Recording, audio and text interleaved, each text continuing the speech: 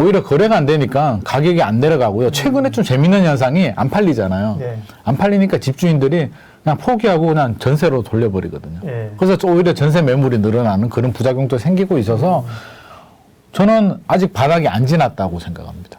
아직 바닥 근처도 오지 않았다.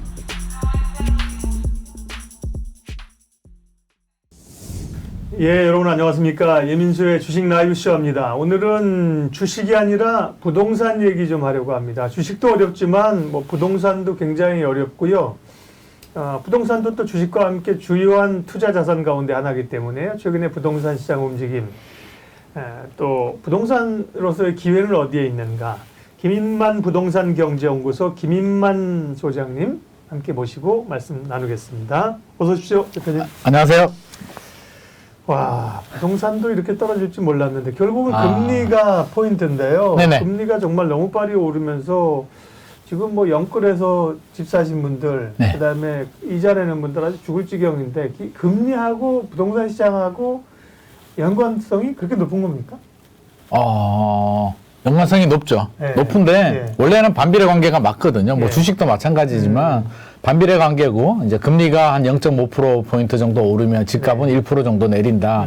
이게 이제 정론 공식인데 네. 사실 이대로 돌아가지는 않잖아요. 우리 시장이 이렇게 네. 돌아가지는 않는데 이번이 충격이 더 큰 것 같습니다. 제가 볼 때는 원래 안 좋은데 네. 금리가 오르면 뭐 그렇잖아요. 대출이자 부담이 늘어나니까 집주인들은 버티기가 힘들어지고 매수자들은 금리가 올라가니까 대출이자 부담 때문에 안 사게 되고 네. 예금 금리가 올라가니까 시중에 유동자금들이 지금 그런 현상들이 굉장히 많죠. 야, 차라리 그냥 은행에 넣어두고 그러게요. 지켜보자라는 네. 수요들이 많기 때문에 이래저래 안 좋은데 안 좋은데 이렇게까지 안 좋을 수가 있을까?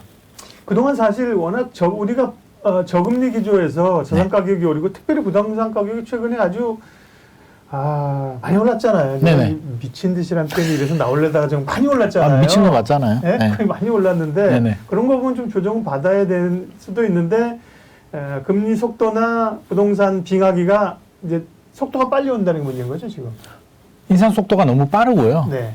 이게 사실 금리가 이렇게 올랐다고 해서 부동산이 바로 집값이 떨어지느냐 사실은 그렇지는 않거든요. 예전에 보면 금리가 더 높았잖아요. 노무현 정부 시절 생각하면 제 기억으로는 그때가 더 높았거든요. 네. 그때가 한 6%에서 7% 정도 됐던 것 같고요. 제 기억으로 2006년도 정도 기준에서. 그래서 5% 대출 금리 받으면 그때 잘 받았다고, 담보대출 잘 받았다고 제가 네. 그랬던 기억이 나는데 맞아요. 지금은 그래도 4% 후반대, 5%대 네. 뭐 좀 직장이 괜찮은 분들은 그렇게 할 수 있단 말이에요. 근데 노무현 정부 때는 2006년도에 서로 집 사고 싶어서 난리가 났었는데 지금은 왜 이렇게 거의 뭐 빙하기? 왜 이렇게 발생할까라고 생각을 해보면 상황이 다릅니다. 지금 제 생각에는 지금 금리 인상은 트리거, 그냥 트리거 역할을 해주는 거고요. 사실 우리가 몇 달 만에 금리가 이렇게 올랐다고 해서 집을 사야 될 사람들이 안 사고 막 빨리 팔아야 되고 이런 상황이 아닌데 왜 이렇게 되냐면 제가 생각을 해봤어요. 노무현 정부 때하고 뭐가 다를까? 뭐가 다를까 생각을 해보니까 일단 노무현 정부 때 시대 흐름 자체가 그렇죠? 시대 흐름이 노무현 정부 때는 오를 수밖에 없는 상황. IMF 경제 위기가 때 폭락을 했었고요. 그 전에 김영삼 정부 때 굉장히 뭐 그냥 안 올랐잖아요. 대책이 하나도 안 나올 정도로 거의 평화로운 시대. 그런 상황에서 IMF 경제 위기 때 모든 규제를 다 풀어주니까 집값이 2002년도부터 이제 오르기 시작해서 2006년도는 오르는 과정이었고요. 막 올라가고 집값이 더 오를 것 같은 막 기대감이 있는 그런 상황이었는데 지금은 2012년도가 이제 서울이 바닥이었고요. 2013년도에 거래량이 늘어나고 2015년부터 서울 아파트가 본격적으로 이제 상승을 했단 말이에요. 그러면 한 년도예요? 사이클이 좀 지난 건가요? 한 7년 정도 올랐죠. 근데 우리 과거 사례를 보면 7년 연속으로 상승한 적은 없었거든요. 네. 이 정도 오르면은 사실은 꺾일 때가 됐습니다. 그 전에도 저희 MTN에서도 방송 한 달에 한 번씩은 뵀는데 네. 사실은 올해 앞으로 부동산 경기 좋을 거라가 아니라 이제 사실 조정 올 거다 이런 얘기 이미 사실 하셨어요. 네. 했는데 그 요즘 막 너무 이렇게 빨리 속도가 나니까 문제인 너무 것 같은데. 빠르죠. 그러니까요. 심리적으로 이게 거의 뭐 멘붕 수준으로 오는 거죠. 그러니까요. 일단은 거의 이게 본격적인 거래나 이런 게 아니라 이제 거래가 침체되면서 매수세는 실종되고 급한 매물이 나오니까 단가를 떨어뜨리는 뭐 이런 거죠 지금. 네. 네. 근데 뭐 여러 가지 문제가 지금 뒤섞여 있는데 일단 거래가 너무 없고요. 없어도 이렇게 없을 수가 있을까? 저는 처음 봤습니다. 이렇게. 공인중개사 하시는 분들도 요즘 죽을 지경이라는데. 아, 거래가 안 돼요. 거래가 돼야 이거는 그냥 올스톱 수준입니다. 서울의 8월달 아파트 거래량이 이제 통계마다 좀 다르지만 예. 공통점은 1000건이 안 돼요. 뭐 800건, 600건, 400건 이야기하고 있는데 서울의 아파트가 180만 호가 넘거든요. 네. 25개 구의 아파트가.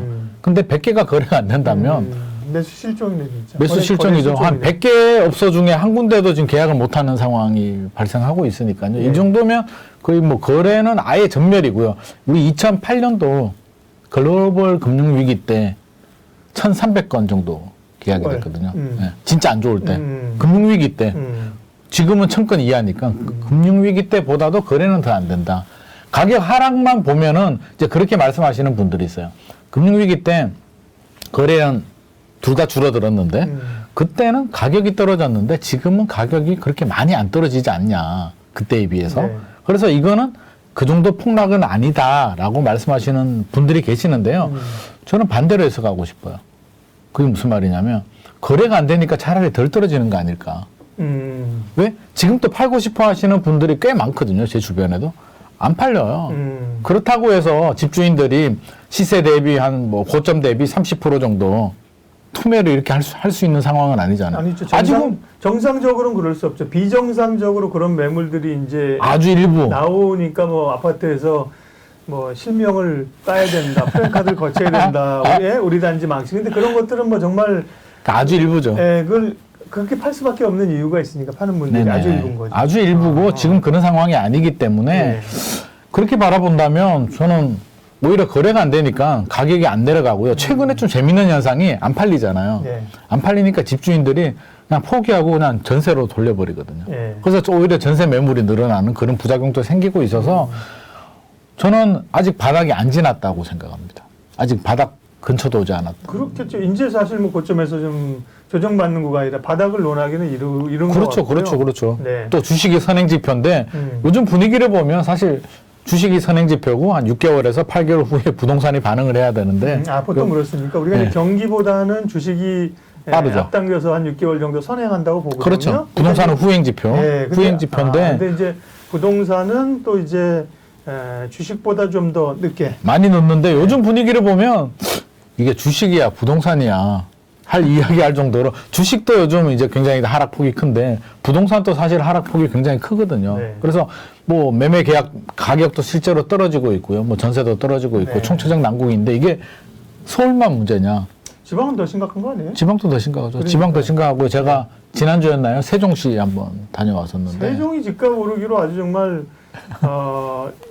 맨 1년에 섰던 데가 세종시잖아요. 지금은 반대로. 그러니까요. 반대로 그냥 뒤에서 1등입니다. 네. 그래서 분위기를 한번 체크를 해봤는데요. 세종시에 제가 부동산 한 군데 방문을 했습니다. 그래서 위치가 굉장히 좋은데요. 성사 앞에 부동산 사장님도 그러더라고요. 자기가 제일 잘 되는 부동산이라고.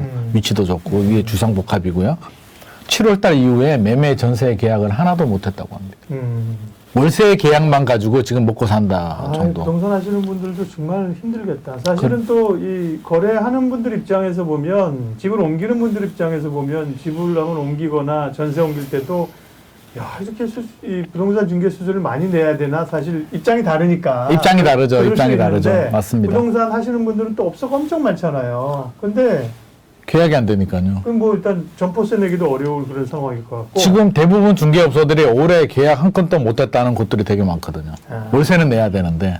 항상 그게 부동산 공인중개사 시험은 얼마나 어려워 지금. 그 주변에서 하는 분들 많거든요. 어렵죠. 예? 근데 해보면 굉장히 어렵습니다. 근데 뭐 되기도 전에 지금 그거 해서 폐업해야 됩니다. 예. 하던 사람들도 폐업할 마당에 시험 공부를 해야 되나. 청약시장 얘기하면요. 사실은 네. 청약시장이 굉장히 뜨거웠었잖아요. 네. 그러면서 뭐 아파트는 뭐 거의 로또 수준으로 뭐 몇백 대 1, 몇천 대 1로 갔었는데 결국은 그러면 청약도 위축이 좀 되는 분위기로 가겠죠?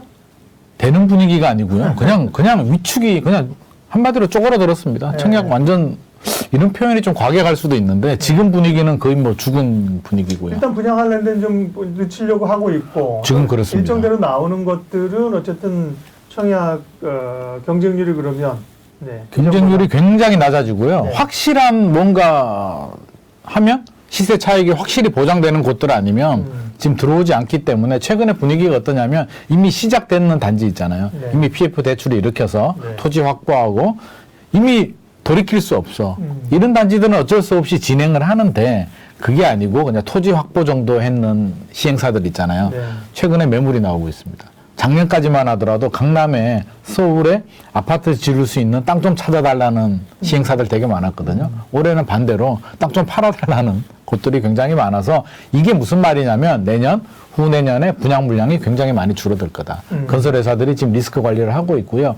1군 브랜드들 있잖아요. 네. 이름만 해도 아는 그런 그 건설회사들이 이제 사업 계획을 내년도 사업 계획을 하는데 첫 단어가 긴축이라고 합니다. 네. 위기 관리 긴축. 그 얘기는 내년에 시장이 굉장히 어려울 것으로 청약 시장도 지금 건설회사들도 그렇게 예상을 하고 있습니다.